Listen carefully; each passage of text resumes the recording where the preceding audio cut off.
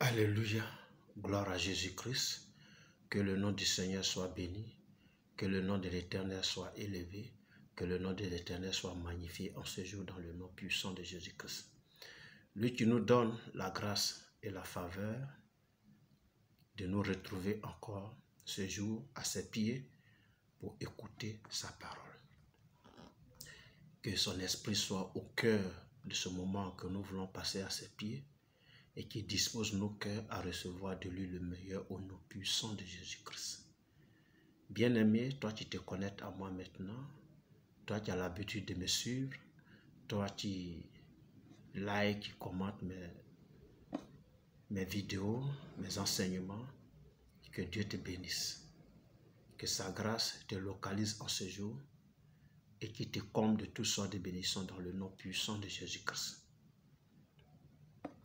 C'est une grâce pour moi d'être là ce matin encore, là devant toi, pour échanger avec toi sur la parole du Seigneur. Que Dieu soit donc avec moi dans le nom de Jésus-Christ. J'entame aujourd'hui une série d'enseignements, de vidéos sur un thème particulier, sur un thème qui est très important, sur un passage biblique que je vais lire. J'espère que Dieu me donnera de faire au moins plus de 2 vidéos sur ce passage-là. On va prendre nos Bibles donc dans le livre de Luc 23, l'évangile selon Saint Luc, en son chapitre 23, les versets 39 jusqu'au verset 43 que je lis. L'un des malfaiteurs crucifiés l'injurait, disant: « N'es-tu pas le Christ? Sauve toi-même et sauve-nous. » Mais l'autre le reprenait et disait: « Ne crains-tu pas Dieu, toi qui subis la même condamnation? Pour nous, c'est juste, car nous recevons ce qu'ont mérité nos crimes. Mais celui-ci n'a rien fait de mal. » Et il dit à Jésus: « Souviens-toi de moi quand tu viendras dans ton règne. » Jésus lui répondit: « Je te le dis en vérité, aujourd'hui tu seras avec moi dans le paradis. » Alléluia. Donc voici ce passage-là qui va faire l'objet d'un enseignement, donc d'une série de vidéos. De ce passage-là, je vais parler de 3 types de morts. 3 types de morts. Oui, parce que ce jour-là, à Golgotha, Christ a été crucifié. Il a été arrêté et crucifié par la volonté des chefs religieux et du peuple d'Israël. Christ a été livré par Ponce Pilate pour qu'il soit crucifié. Mais il n'était pas le seul à être crucifié ce jour-là. Il a été crucifié avec 2 bandits. Alléluia. Et le texte que nous venons de lire là, ce sont les 2 bandits qui parlaient. Et à la fin, Christ donc a parlé. Alléluia. Donc il y avait 3 personnes ce jour-là, pendues au bois. Chacun était sur sa croix. Alléluia. Chacun était sur sa croix.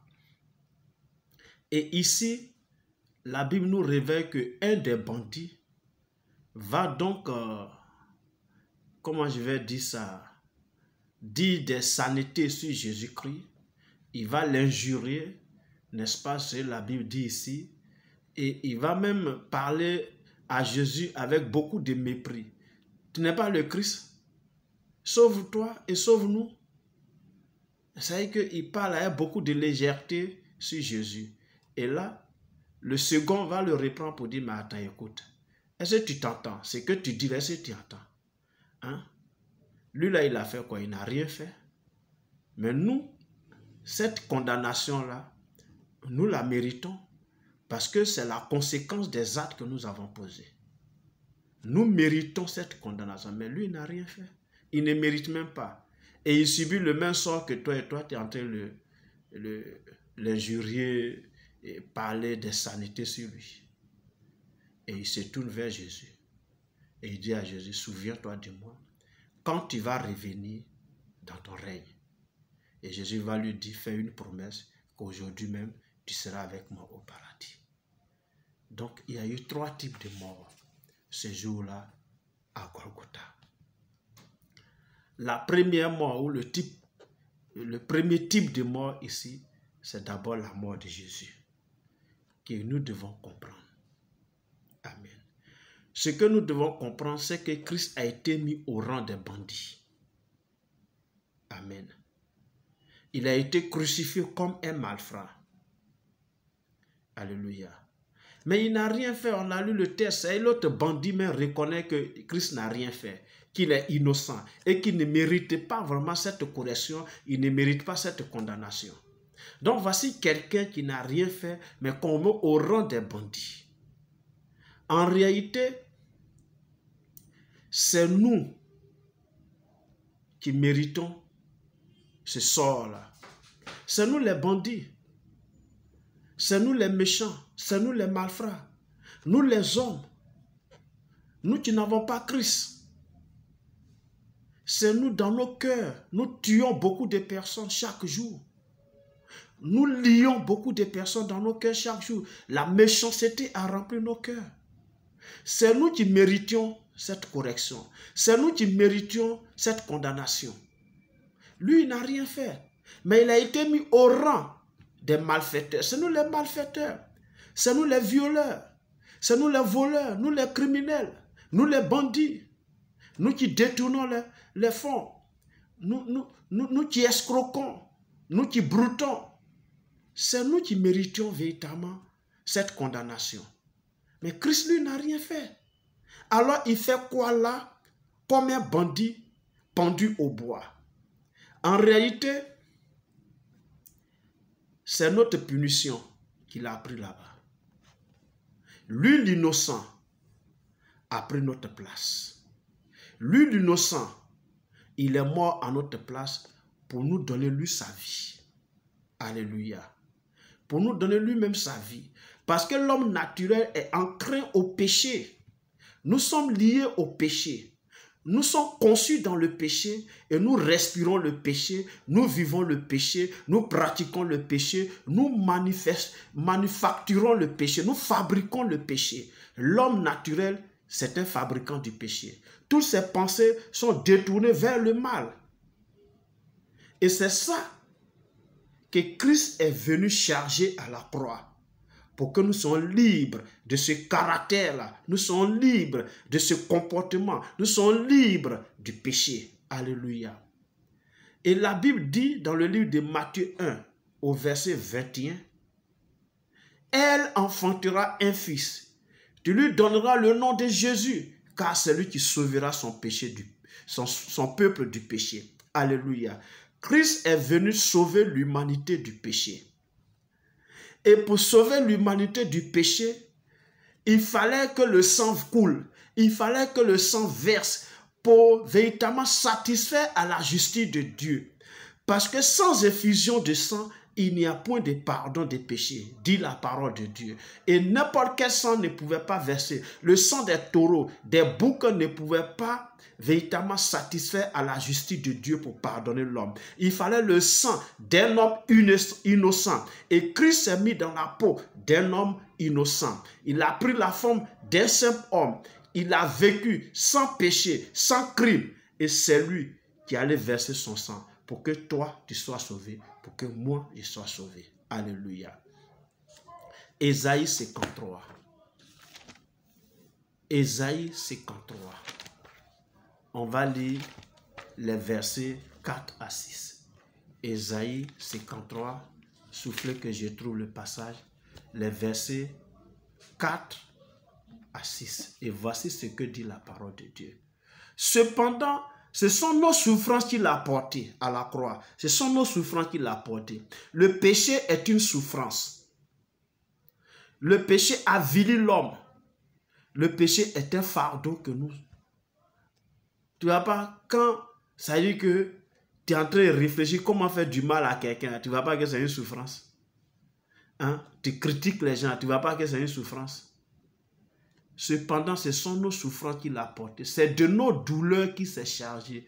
Et le péché brûle. Le péché, c'est-à-dire, est un poids dans la vie d'un homme. Alléluia. Et nous l'avons considéré comme puni, frappé de Dieu et humilié. Mais il était blessé pour nos péchés. Alléluia.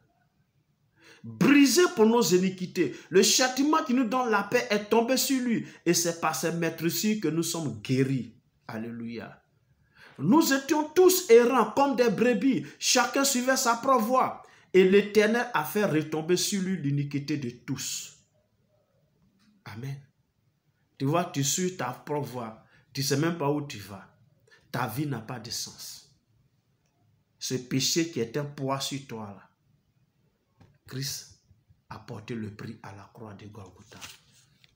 Alléluia. Christ a porté le prix à la croix de Golgotha.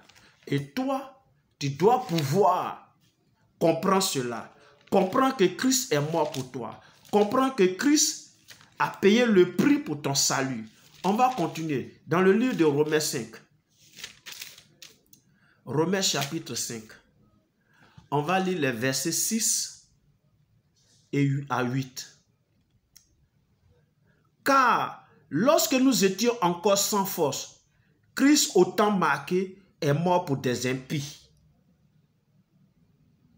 Verset 7. À peine mourrait-on pour un juste, quelqu'un peut-être mourrait pour un homme de bien. Mais Dieu prouve son amour envers nous, en ce que lorsque nous étions encore des pécheurs, Christ est mort pour nous. Voici le sens de la mort de Christ à la croix. Il est mort pour nous les pécheurs. Parce que le brigand c'est un pécheur. Et Christ allait à la croix. Il a été mis au rang des malfaiteurs, au rang des brigands. Comme nous, il a pris notre vie. Et il allait payer le prix à la croix. Et il nous a donné lui sa vie. Pour que nous vivons éternellement. Alléluia. Pour que nous vivons éternellement. Il est mort pour nous donner sa vie et nous sauver, non seulement du péché, mais aussi de l'enfer. Parce que lorsque nous vivons ici, un jour nous allons connaître la mort physique. Et après la mort physique, là, il y a la vie qui continue et tu peux être dans les ténèbres, dans l'enfer éternellement, souffrir éternellement. Donc non seulement il nous sauve ici du péché, du poids du péché qui est une souffrance, mais en même temps, il nous garantit la vie éternelle. Alléluia. Et c'est ce que la Bible dit dans le livre de Jean 3, en son verset 16, « Car Dieu a tant aimé le monde qu'il a donné son Fils unique, afin que quiconque croit en lui ne périsse point, mais qu'il ait la vie éternelle. » Alléluia. Christ est allé à la croix pour que nous ayons la vie éternelle. Ce jour-là, à Golgotha, la première mort ce jour-là était celle de Jésus-Christ de Nazareth. Il est mort pour le péché de l'humanité et surtout pour quiconque croit en lui. Il est mort pour le péché. La première mort ce jour-là à Golgotha, c'était la mort de Christ et il est mort pour le péché de l'humanité. Toi qui écoutes ce message maintenant, est-ce que tu as accepté Christ dans ta vie? Christ a besoin de ta vie. Christ a besoin de ton cœur. Christ a besoin de ton âme. Accepte-le maintenant comme ton Seigneur et Sauveur personnel et tu auras la vie éternelle garantie au nom de Jésus-Christ. Je disais qu'il y a eu 3 types de morts. Ça, c'était le premier type de mort. Christ est mort pour le péché. Le deuxième type de mort, nous allons le voir dans la prochaine vidéo. Merci de m'avoir suivi, de m'avoir écouté. Que Dieu te bénisse richement et qu'il te donne de comprendre ces choses et de te ressaisir pour venir au Seigneur afin que ton âme soit sauvée. Merci. Nous sommes donc à la prochaine. D'ici là, porte-toi bien. Au nom de Jésus-Christ. Amen.